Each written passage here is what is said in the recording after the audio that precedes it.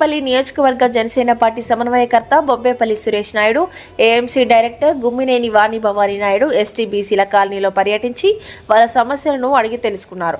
తదనంతరం ఆయన మాట్లాడుతూ కూటమి ప్రభుత్వం పేదల సొంత ఇంటి కల నెరవేర్చాలని, అటువంటి ఆలోచనతో ప్రతి ఒక్క పేదవాడికి గూడును ఏర్పరచాలి అనేటువంటి సదుద్దేశంతో ఈ నెల అనగా నవంబర్ 30వ తారీఖు వరకు స్థానిక సచివాలయ కేంద్రంలో నమోదు చేసుకున్న ఎడల వారికి త్వరితగిన ఇల్లును నిర్మాణం చేసి ఇవ్వడం జరుగుతుంది.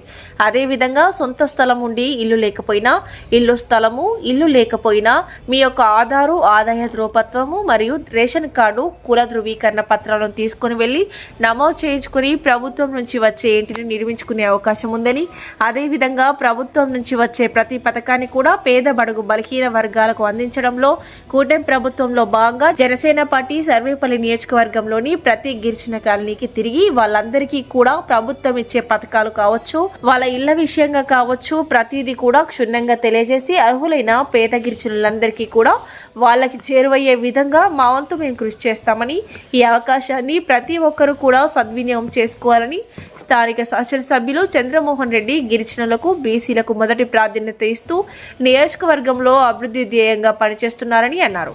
ఈ కార్యక్రమంలో కంటే సుధాకర్, శివరాత్రి సందీప్, ఆనంద్ బాబు, సందూరి శ్రీహరి, పోట్లూరి సుబ్రహ్మణ్యం, చంద్రశేఖర్, ఇరగరాజు, యశ్వంత్ కిషోర్, జయరాం, కార్తిక్, వికాస్, సాల్మాన్ రాజు తదితరులు పాల్గొన్నారు. అందరికీ నమస్కారం. ఈరోజు మనుబోలు మండలంలోని మడమనూరు గ్రామ పంచాయతీ పరిధిలో ఎస్టీ కాలనీ, బీసీ కాలనీ రెండు కాలనీలు కూడా తిరగడం, అక్కడ స్థితిగతులు అడిగి తెలుసుకోవడం జరిగింది.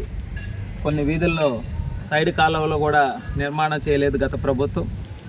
కొంత భాగం చేసింది, కానీ నీళ్లు పోయేదానికి వాటం లేనటువంటి పరిస్థితి. అదేవిధంగా కొన్ని ఇళ్ళు చూస్తే నిర్మాణం జరిగినాయి కానీ ఎప్పుడు జరిగినాయో కూడా తెలియనటువంటి పరిస్థితి, ఈ శిథిలావస్థలో ఉన్నాయి. అదేవిధంగా గిరిజన వాసుల యొక్క స్థితిగతులు కూడా అడిగి తెలుసుకోవడం. ఏదైతే కూటమి ప్రభుత్వం ఈ నెలాఖరు వరకు కూడా కొత్తగా ఇల్లు కావాల్సిన వాళ్ళు, స్థలం ఉండి ఇల్లు నిర్మాణం చేసుకోవాల్సిన వాళ్ళు, ఎవరికైనా సరే ఇల్లు లేకపోయినా వాళ్ళందరూ కూడా అప్లై చేసుకునే దానికి ఈ నెల 30వ తారీఖు వరకు కూడా అవకాశం కల్పించింది.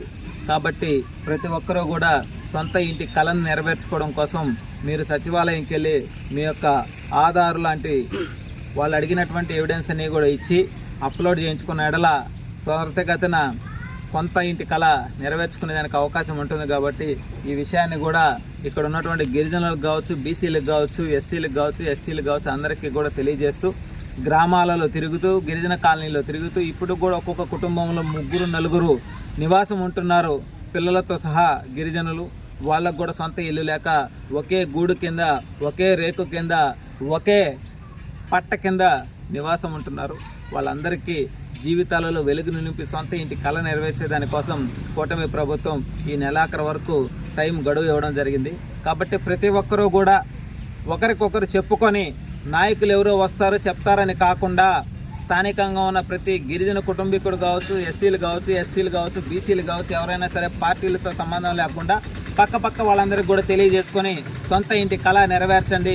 ఎందుకంటే 10 మందికి చెప్పి అవేర్నెస్ తేవడం వల్ల ప్రతి ఒక్కరికి కూడా సొంత ఇంటి కళ నెరవేరుతుందని చెప్పి మనస్ఫూర్తిగా తెలియజేస్తూ మేమందరం కూడా ఏదైతే మాకు అందుబాటులో ఉన్న ప్రతి కాలనీ కూడా తిరిగి అక్కడ ఎవరెవరికి అర్హత ఉంది, ఇల్లు లేకుండా ఇబ్బందులు పడుతున్నారో వాళ్ళందరూ కూడా తెలియజేసి వాళ్ళందరినీ కూడా సచివాలయంకి వెళ్ళి అప్లై చేసుకునే దానికి మా వంతు మేము కృషి చేస్తామని చెప్పి మనస్ఫూర్తిగా తెలియజేస్తా ఉన్నాం ఈరోజు.